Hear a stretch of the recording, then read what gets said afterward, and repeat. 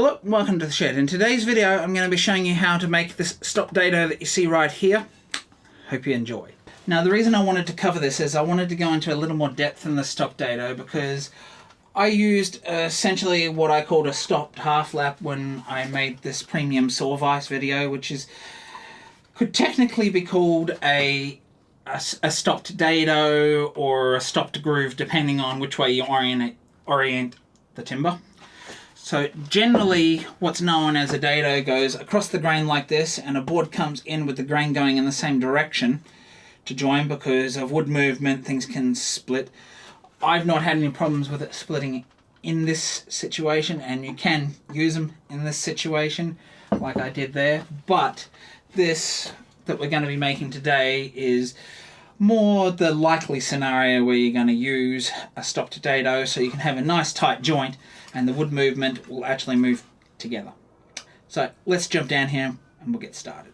I'm going to stop it in from this end here, so I'm just going to choose an arbitrary amount, which is I don't know, maybe about an inch, something like that, about 25 mil. So now that we know that we're going to stop it here, we obviously need to draw our dado in now.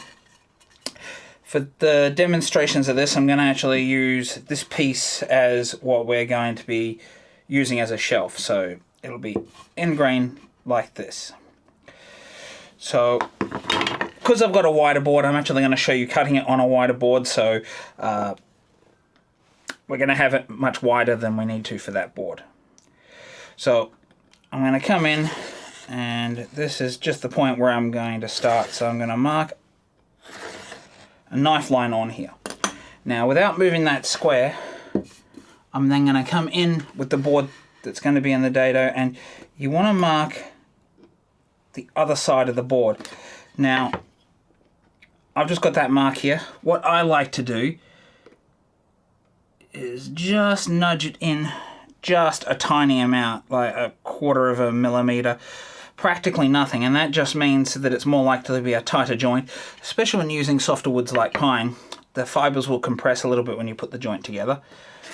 So once again we're going to run that through, and we obviously need to have our line here, which you would normally just use a marking gauge to mark that. So let me quickly pencil this in for you.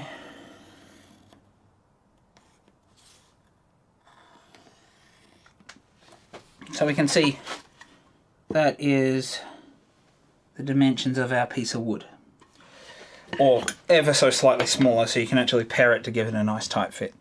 Now we obviously need to have a depth.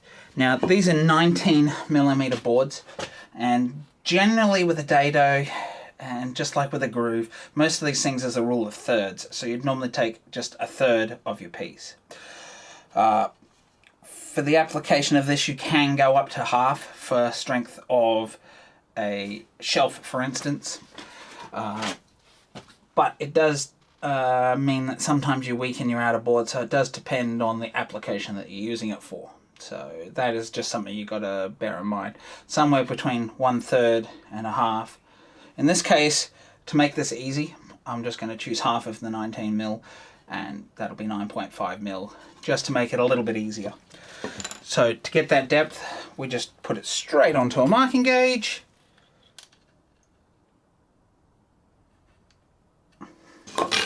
And simply mark that with the marking gauge.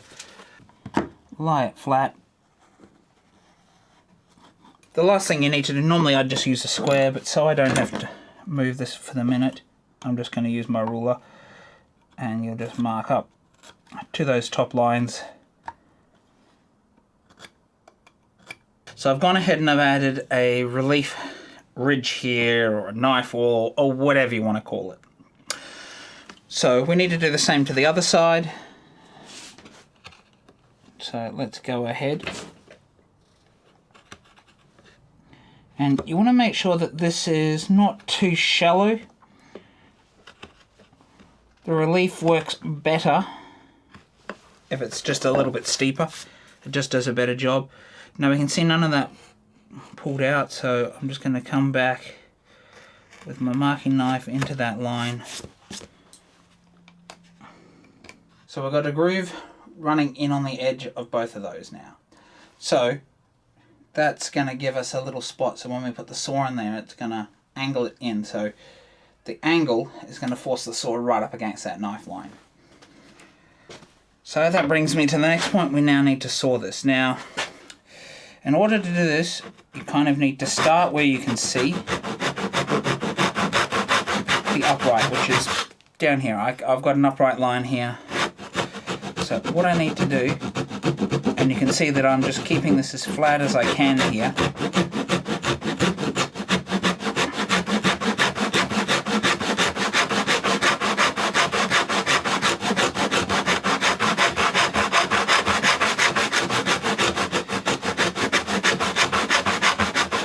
Now normally we would angle this, but the reason I'm keeping it flat is to ensure I'm getting in as far to this edge here, because we're not going to be able to saw right through because it's stopped.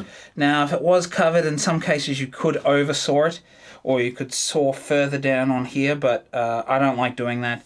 So we're stopping here, so the sawing's gone full depth probably to about 25mm from the end here. So let's go ahead and we'll do the other side as well.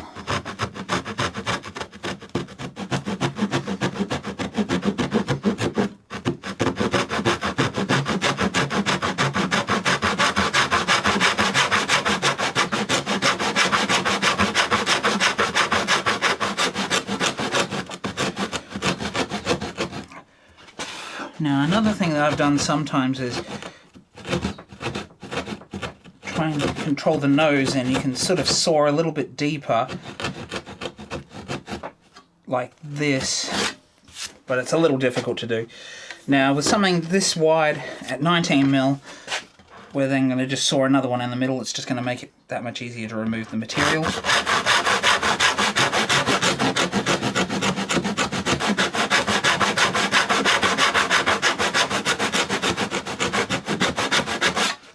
Let's just look over here at the whiteboard for a second, and I'll just show you exactly what's going on here before we remove that material. Say this is our piece of wood at 19mm thick. So what we've just done there with the saw was, obviously it stopped here, let's say. So we've got our depth mark here, and so when we sawed in, we essentially sawed probably like that. So we've taken a little bit here, but if we come right through here, we can see we haven't cut into this corner here. So we have to remove this material up to sort of here, and then use the chisel to start chopping the rest of this out to remove it until we get down to just a little bit, and then you can bring a router plane in or use your chisel flat to remove that material. So now that we've got that out of the way, let's jump back and start removing this material. So we're going to come in and we're going to angle the chisel up. You want to punch that first bit out and up like this. Then you want to tap right along the top here at that depth, remove it until it doesn't want to keep going, and we can see that we sawed down a little bit here, but there's not much left. Now I'm going to come in from this end, and just inside that stopped line, we're obviously going to tap that chisel in, and that's just putting a stop cut right at this top edge so we don't blast out past our stop line, and we'll pare that out later on. Now what you want to do is come back in down this end and continue to remove that waste. Whatever will come out, you want to remove. And you can see, because this is quite soft pine, I can start coming along here, but I can see that the fibers are already tearing in this edge here, which means that that is not fully chopped by the saw. So what we want to do is come in with our wider chisel right up against that knife line, because we're already cut right on it. And both sides we want to sever those fibers.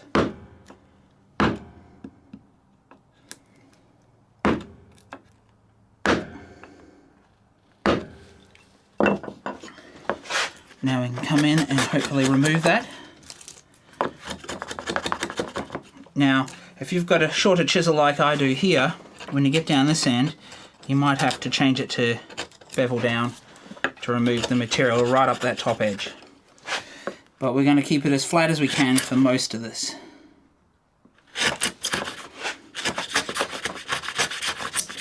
Knife right into that bottom corner, and in some cases the marking knife is enough to sever those fibers. See, the line is still there and I'm still up off that line, so I'm still a good probably 2 millimeters clear of it here, and we're going to keep working it down until we can just see the line, and that's when we'll bring the router plane in to actually clean it up.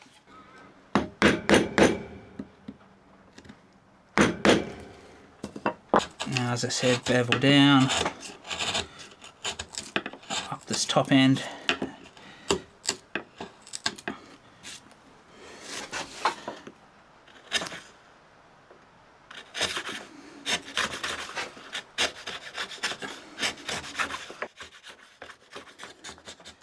So we've removed most of that material out. Now what I want to do is go halfway into that piece we left at the end there, and I want to start knocking that bit out as well.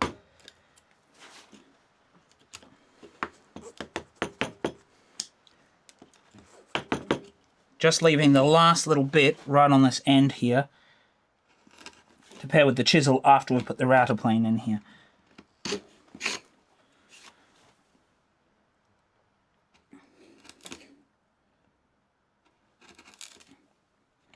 So what I've done there is I've just cleaned it out, almost deadbolt upright, and I'm probably 1 millimeter off that back stop line. Now, I'm going to use the router plane here since I have one. Now, if you're curious as to how to do these without actually using a router plane, you just keep pairing with a flat chisel. Ideally, you're going to need a pairing chisel for something this wide. If it's more narrow, well, you just pair it out and you just keep your chisel flat and just keep pairing it flat, flat, flat, and you can check with a straight edge or something if you've got it flat, but really the reference at the bottom of your chisel will keep it flat. But since I've got the router plane and it's going to make it easier, I really want to show you how to use the router plane for this, because it's a very good tool to be using for this and to actually have for situations such as this. So what we want to do is we want to come in and we want to drop the blade down and move it around until it just starts catching, and that's where we're going to lock it off.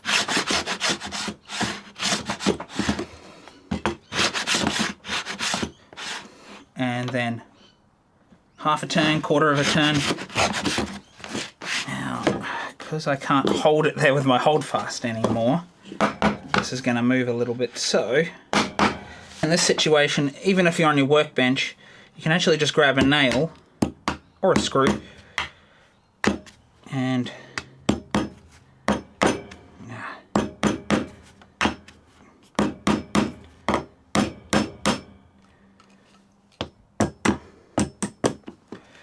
that's just going to stop that moving. I've just added a nail as a stop.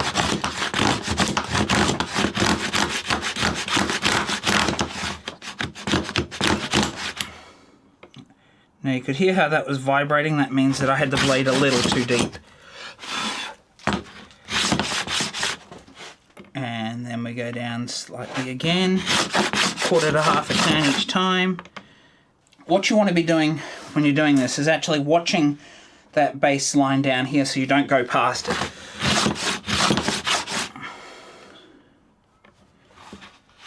So you can come back right to the very edge, right up here, and that'll be giving you your guide as to how deep to go once you hit the line like we have just hit now.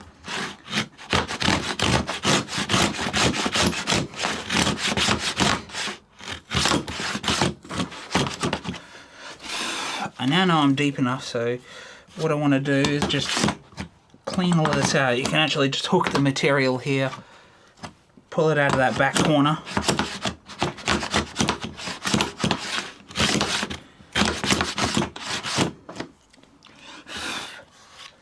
The next step is we come back in right on that line, try and keep it as deadbolt upright as possible, and we pair that last little bit out.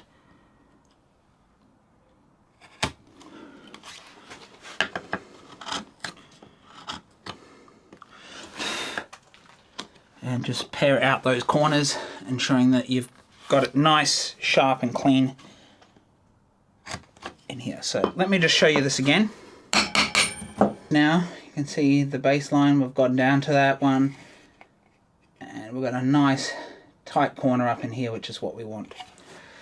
To test that dado, you obviously bring your board in and you can see this is not quite fitting.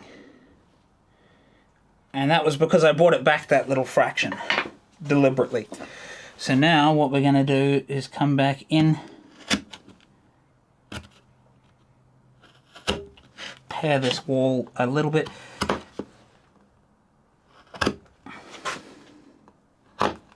Now this, if you didn't bring it back that little bit, this kind of is an unnecessary step. I just find, and since I did my last video on this, that this results in a better joint. So you can see we're still not going to fit in there. Let me grab the other end of this board, which I think was the one I actually used to measure it, just in case the thickness is off. Now, you either make the dado larger, or you can actually just have a little thinned rabbet around there if you really wanted to. I think it's just easier to widen your dados. So we can see here that's starting to fit, and this is going to be a very tight fit. So it's actually going to, because both the materials are soft, they're both going to give a little bit and it'll fit. Now that's going to fit nice and tight, which is what you want if you're using it for, say, a shelf like the one back here. Nice tight fit into the side uprights so it doesn't move. That's what you want. And that's where a softer wood can be good for doing this, because both give a little bit and they make a very tight joint. Now, there's no problem with wood movement here in this situation. I'm going to expand out this way more than anything, and so we shouldn't have a problem with wood movement in this situation. So you could come in and you could bring a shelf in such as this straight in, but we've got this little ugly line that we have here. So what would you generally do with a shelf is you'd cut back the edge of the shelf slightly, so the very edge is actually sat back. So what I've done here is I've quickly notched this out to mimic the front of a shelf. So if we come and bring this together now, oh, you can see that covers that ugly gap.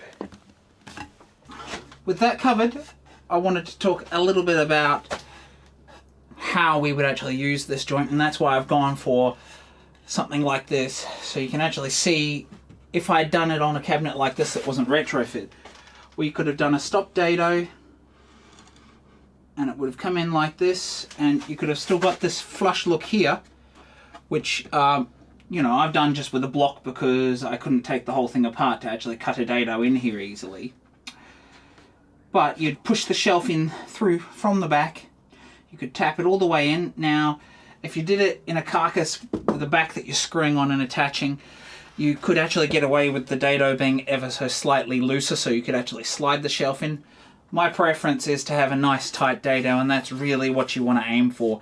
As tight a dado as you can get, it means it's going to be a much stronger, and not just, it's going to be almost a physical joint, which is what you want. Now, if you have brought one together like this, you probably don't even need to glue it. You could add some glue there, but glue is not going to add any additional strength to this stopped dado joint, or dado joint, than it's already got right now. And so you just got to be careful if you dry fit it and try and take them apart. If they're very tight, you can actually blast out the end fibers that are here and here just on the edge of it. So it's something you got to be careful with when you put it together, that you might not want to take it back out again. So there you have it, folks. That's how you make the stopped dado, and how you get a nice tight joint by just paring it down slightly until you get it to fit. And if you are using hardwoods for something like this with a dado, it's going to be a little bit harder to actually get that joint really tight. And in the past I have used it, and they just are a little bit loose compared to what you get with the softwoods. And so that's why I like softwoods for these and for the demonstration, because it shows a very nice tight joint, because the fibers can compress slightly, which you might get with certain hardwoods, but not any of the ones that I use. So if you like this video, please do like and subscribe down below. While you're down there, do sound off in the comments whether you've used a stop dado in either of the two sort of situations that we've used here, or whether there's some other situation where you might use the stop dado that I haven't even included here. I'd much appreciate it if you do sound off in the comments. And if you like this video and you'd like to see another great video such as this, please do check out the video up here where I show you how to actually do a full through dado. Bye for now.